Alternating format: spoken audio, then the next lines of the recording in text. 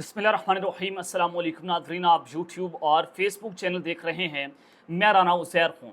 नाज़रीन, अगले 24 घंटों का सुपर ओवर का खेल शुरू हो चुका है। इमरान खान की रिहाई और फिर सुप्रीम कोर्ट ऑफ पाकिस्तान में मखसूस नशिस्तों का केस। ये एक ही दिन दो बड़े फैसले जनाब आने वाले हैं, लेकिन वहीं पर ये हालात जो हैं वो इस वक्त हाथ से निकलते हुए दिखाई दे रहे हैं। जिस तरह से जो है वो तहरीकें शुरू हो गई हैं, वकला इस बरादरी इस वक्त खड़ी हो रही है और पार्लियामेंट से जो इस वक्त मैसेजेस कन्वे हो रहे हैं, उसके बाद अब खुली जंग का जनाब ऐलान हो चुका है। और ये हालात जो हैं वो रेड बटन पर हाथ लगने के मुतरादिफ हैं कि पाक फौज को खुल्लम खुल्ला धमकियां दी गई हैं। ये धमकियां जो हैं वो जनाब अपोजिशन इत्तेहाद की जानिब से दी गई हैं, और ऐसी ऐसी धमकियां कि आओगे अपनी मर्जी से और फिर जाओगे हमारी मर्जी से। ये धमकियां किसकी जानिब से दी गई हैं, क्यों दी गई हैं, उसकी वजह क्या है, तमाम तर डिटेल्स आपके सामने आज के इस वीलॉग में रखूंगा कि बहुत बड़े तसादुम का हाई अलर्ट है। और फिर अब इस्टेब्लिशमेंट क्या करेगी, अगले 24 घंटों में क्या कुछ हो सकता है, इस हवाले से कुछ अहम तरीन तफसीलात वो आपके सामने रखना इंतहाई ज़रूरी है। और फिर कप्तान से मुज़ाकरात की एक बड़ी जो है वो पेशकश की गई है। इमरान खान से मुज़ाकरात, एक बहुत बड़ा तारीखी सरेंडर किया गया है, उस पर इमरान खान का जवाब भी सामने आ चुका है। वो भी डिटेल्स हैं वो आपके सामने रखना इंतहाई ज़रूरी है। लेकिन अगर आपने चैनल को सब्सक्राइब नहीं किया, चैनल को सब्सक्राइब कर लें, बेल आइकन को दबा दें। आने वाली तमाम तर अपडेट्स आपकी खिदमत में बर वक्त पेश होती रहें। नाज़रीन, सबसे पहले तो फैसल वाडा जो ताकतवरों के एक बहुत बड़े मोहरे के तौर पर काम कर रहे हैं, सेनेट में जनाब इनको जैसे लाया गया, मोहसिन नकवी को जैसे लाया गया, वो सब कुछ आपके सामने है कि इनकी जो खिदमत हैं वो कभी किसी से ढकी छुपी नहीं है। कि जैसे ये खिदमत करते हैं तो जनाब फैसल वाडा साहब जो बड़ी बड़ी बदमाशी करने की कोशिश कर रहे थे, सुप्रीम कोर्ट के जजेस जो हैं उनके खिलाफ गलत जुबान इस्तेमाल कर रहे थे, और ऊपर से ये कहते थे कि मैं माफ़ी किससे मांगूँ, मेरा बाप भी किसी से माफ़ी नहीं मांगेगा। तो आज खबर यह है कि फैसल वाडा साहब ने सुप्रीम कोर्ट में गैर मशरूत माफ़ी मांग ली है और अपने आप को सुप्रीम कोर्ट के रहमो करम पर छोड़ दिया है, जो इनको तौहीन अदालत का नोटिस जो है वो जारी हुआ था। और जनाब फैसल वाडा साहब जो हैं उनकी माफ़ी के बाद ये लग रहा है कि अदलिया के तेवर बदले बदले।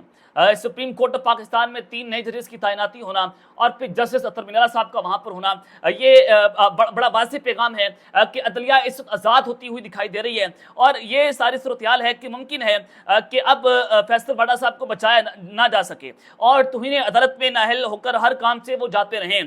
तो लिहाजा फैसल वाडा साहब ने माफ़ी मांग ली, और वो ये बात किया करते थे कि मैंने जब तौहीन नहीं की तो माफ़ी किस बात की। नोटिस के बाद उन्होंने जस्टिस अतर मिनारा और जस्टिस बाबर सितार पर अपने हमले जारी रखे, और बतौर पैगाम गुज़िश्ता समात में उनके साथ जो है वो मेंबरान अक़वामी असम्बली सेनेटर्स भी आए, लेकिन उससे भी ये पैगाम जो है वो ना पहुंचा सके, उसका भी फ़ायदा ना हो सका, और वो बेसिकली अदलिया को दबाने की कोशिश कर रहे थे। लेकिन अब हालात हुकूमत और इस्टेब्लिशमेंट के लिए मजीद नासाज होते चले जा रहे हैं इस सारी सूरत हाल के बाद। एक खबर तो जनाब ये है। दूसरा, कल सुप्रीम कोर्ट में जो अहम तरीन केस की समात है उसके हवाले से खबर ये है कि तहरीक इंसाफ ने मखसूस नशिस्तों को केस में फरीक बनने की दरख्वास्त दायर कर दी है। फुल कोर्ट में पार्टी बनने की दरख्वास्त तहरीक इंसाफ और बैरिस्टर गौहर अली खान की जानिब से जनाब दायर कर दी गई है। ये एक बड़ी अच्छी मूव, बड़ी स्मार्ट मूव पाकिस्तान तहरीक इंसाफ की जानिब से जनाब खेली गई है, और चीफ जस्टिस काजी फायसा को इस वक्त बड़ी मुश्किलात का सामना जो है वो अपनी ही सुप्रीम कोर्ट में जनाब करना पड़ रहा है। और आपको एक और बड़ी खबर कि इस्लामाबाद में जलसे के मुकाम पर पाकिस्तान तहरीक इंसाफ और ज़िला इंतज़ामिया में इत्तफाक हो चुका है, और अदालती हुक्म पर मुलाकात में सिटी सदर तहरीक इंसाफ और डीसी ने जलसे की तारीख भी जनाब तय कर ली है। ये इस हवाले से जो मुलाकात हुई है, ये 6 जुलाई को जलसा होने जा रहा है पाकिस्तान तहरीक इंसाफ का तरनोल में। ये पेशावर रोड पर जलसा होगा और इस्लामाबाद के अंदर। तो ये एक अच्छी खबर है चले कि पाकिस्तान तहरीक इंसाफ को जलसा करने की जो है वो मशरूत इजाज़त जनाब दे दी गई है। अब एक और बड़ी अहम खबर है। राना सनाउल्लाह साहब ने भी कहा कि हुकूमत जो है वो इमरान खान को जेल में रखेगी, जो कि एक गैर आइनी तौर पर उन्होंने ये स्टेटमेंट दी है। और फिर दूसरी जानिब इससे पहले एहसन इकबाल साहब भी कह चुके हैं कि मुल्की मौसम को ठीक करना है तो उसके लिए इमरान खान को जेल में रखना ज़रूरी है। तो इस हवाले से पाकिस्तान तहरीक इंसाफ ने अपना रद्दअमल दिया। तर्जुमान तहरीक इंसाफ रऊफ हसन साहब ने कहा कि एहसन इकबाल और राना सनाउल्लाह की मुजरमाना बयान का कोई नोटिस लेगा। चीफ जस्टिस को सुनाई दिया कि राना सनाउल्लाह ने इमरान खान को जेल में रखने की बात की। एहसन इकबाल ने भी कहा कि अवाम की ख्वाहिश है कि इमरान खान को 5 साल जेल में रखा जाए। तो इस हवाले से जनाब उन्होंने न्यूज़ कॉन्फ्रेंस जो है वो करते हुए कहा कि जनाब अब इनकी जो है वो नोटिस लिया जाए। चीफ जस्टिस साहब जो हैं उनको ये सुनाई देना जाना चाहिए कि किस तरह से जो है वो हुकूमत इमरान खान को लंदन प्लान के तहत जो है वो जेल में रखना चाहती है। और जनाब उन्होंने मज़ीद कहा कि इमरान खान को पाबंद सलासल रखने के लिए सच दबाने की कोशिश की जा रही है। यह सब कुछ लंदन प्लान का हिस्सा है। राणा सनाउल्लाह ने कहा कि हम इमरान खान को अंदर रखने के लिए हर तरीका इस्तेमाल करेंगे। क्या चीफ जस्टिस को ये आवाज़ सुनाई दी है? क्या चीफ जस्टिस जो है वो सोशल मीडिया या टीवी देखते हैं? क्या वो इससे भी बेखबर हैं? तो ये जनाब उन्होंने बड़ा अहम तरीन सवाल जो है वो अपने चीफ जस्टिस साहब काजी फायज ईसा साहब से जो है वो जनाब पूछ रही है। अब ये जनाब सूरत हाल तो आपके सामने मैंने रख दी है। इस वक्त इस्टेब्लिशमेंट जो है उनके लिए बड़ी ख़तरनाक तरीन सूरत हाल है। लेकिन सबसे पहले कप्तान जो है उनसे मुज़ाकरात की पेशकश उनको की गई है। एक तारीखी सरेंडर किया गया है। पहले जनाब ये कहा करते थे कि इमरान खान सियासी दहशतगर्द है, फितना है, बलवाई है। DGI-SPR की प्रेस कॉन्फ्रेंस भी उन्होंने इमरान खान को फितना कहकर पुकारा इनडायरेक्टली, और फिर यही बातें जो हैं वो पाकिस्तान मुस्लिम लीग नवाज के लोग कर रहे थे। लेकिन आज उन्हीं के वज़ीर आज़म ने असेंबली के फ्लोर पर खड़े होकर जो है वो अपने घुटने टेक दिए हैं और इमरान खान इनके हाथ में नहीं आ रहा। इमरान खान साहब ने इस वक्त पूरे निज़ाम को घुटने टेकने पर जनाब मजबूर कर दिया है। वज़ीर आज़म शहबाज शरीफ ने पाकिस्तान तहरीक इंसाफ को एक बार फिर से जनाब मुज़ाकरात की पेशकश कर दी है और उन्होंने कहा कि आए चार्टर ऑफ इकॉनमी पर इत्तफाक करते हैं। इमरान खान को जेल में मुश्किलात है तो आए बैठ कर हमसे बात करें। हमने मिसाक जमहूरियत पर इत्तफाक किया, अब मिसाक मईशत पर भी इत्तफाक होना चाहिए। जनाब उन्होंने कहा कि मैंने अपनी पहली तकरीर में चार्टर ऑफ डेमोक्रेसी की बात की, आज फिर अपोजिशन को मुज़ाकरात की दावा देता हूँ। आप कौन सी डेमोक्रेसी की बात कर रहे हैं? ये वो डेमोक्रेसी है कि आपने 8 फरवरी के दिन एक पार्टी का मैंडेट छीन लिया, खुल्लम खुल्ला आपने जो है वो धांधली की और आप प्लान के तहत जो है मुल्क का वज़ीर आज़म लगाया गया, जिसकी खुद अमरीकी कांग्रेस ने कहा कि उन्होंने 368 वोट इस हक में दिए कि पाकिस्तान के अंदर धांधली हुई है और इसकी तहकीकात होनी चाहिए। एक चीज़ तो जनाब ये है, और वो ऊपर से हमारे वज़ीर आज़म कहते हैं कि हमने चार्टर ऑफ डेमोक्रेसी की बात की। कौन सी डेमोक्रेसी की बात करें? तो मुल्क में आपने मार्शल से भी आगे काम चला जा चुका है, लेकिन आप इमरान खान साहब जो हैं उनको मुज़ाकरात की दावत दे रहे हैं। ये मुज़ाकरात की दावत आप जनाब दे क्यों रहे हैं? उन्होंने कहा कि अब बात इस हद तक पहुँच चुकी है कि आपस में हाथ मिलाने से भी कतराते हैं, तो लिहाजा जो ज़्यादतियाँ हमारे साथ हुई हैं हम नहीं चाहते कि वो आपके साथ हों। जनाब आपके साथ क्या ज़्यादती हुई? क्या आपके किसी लीडर के ऊपर गोलियां चली? क्या आपके किसी लीडर की जनाब बीवी के साथ जो सलूक हुआ वो जनाब आपके साथ हुआ? आपकी ख़वातीन के साथ क्या ज़्यादतियाँ हुई? क्या आपकी बूढ़ी ख़वातीन को जेलों के अंदर डाला गया? आज तक जनाब ऐसा नहीं हुआ। लेकिन पाकिस्तान की तारीख में 71 के बाद जो है वैसा हो रहा है कि आपने औरतों की ज़ुबानों पर हाथ डाला, उनके साथ मुबैना तौर पर ज़्यादतियाँ करने की कोशिश की।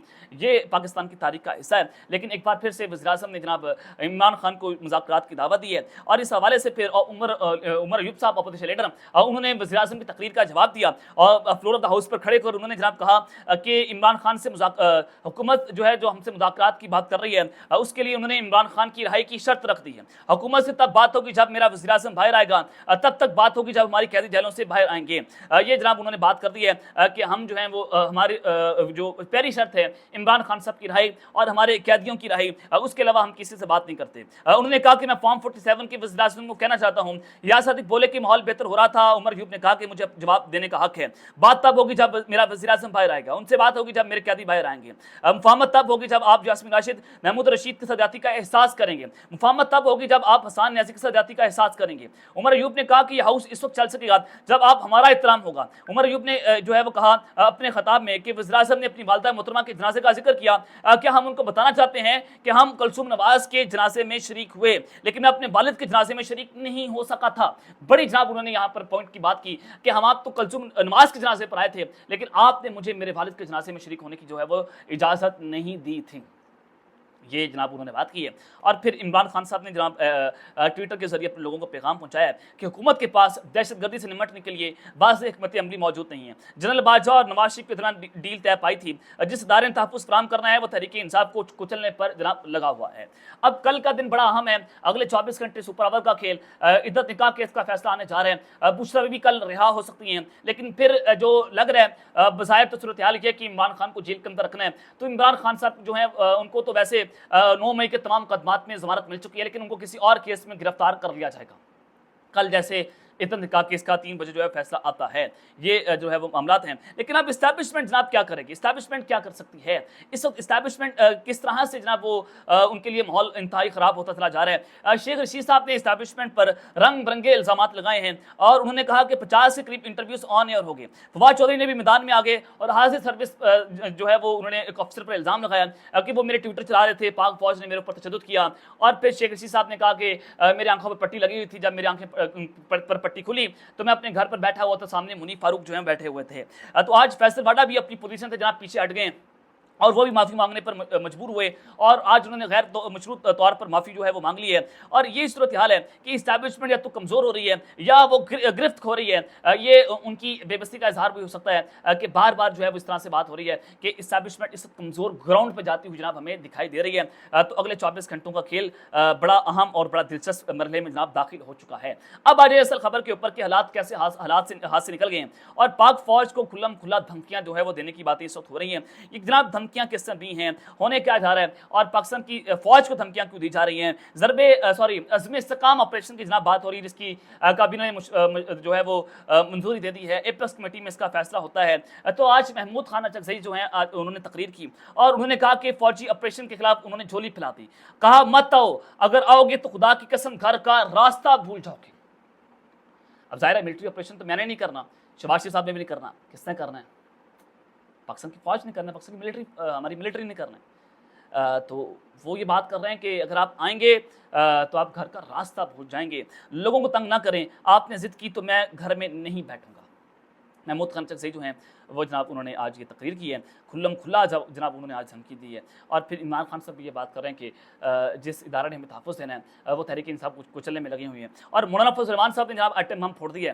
वो कहते हैं कि बड़े अदब एहतराम के साथ कहना चाहता हूँ, वज़ीर आज़म और आर्मी चीफ चीन गए, बड़ी मेहनत की, लेकिन सिफारती सतह पर हमारा वज़ीर आज़म कामयाब होकर नहीं आया। चीनी मेहमान यहाँ आए, उसने एक जुमले में जवाब दिया कि पाकिस्तान में अब भी सियासी इस्तेकाम नहीं है। तो ये आपके लिए जो है वो डिसाइसिव मोमेंट्स हैं कि सियासी इस्तेकाम कैसे आएगा। इमरान खान को कल आप जेल से बाहर निकाल लें, इद्दत निकाह केस जो है वापस लें, इमरान खान जेल से बाहर आएंगे, उनके साथ मामलात को सेटल करें, मुज़ाकरात करें, ग्रैंड डायलॉग की पाकिस्तान को ज़रूरत है।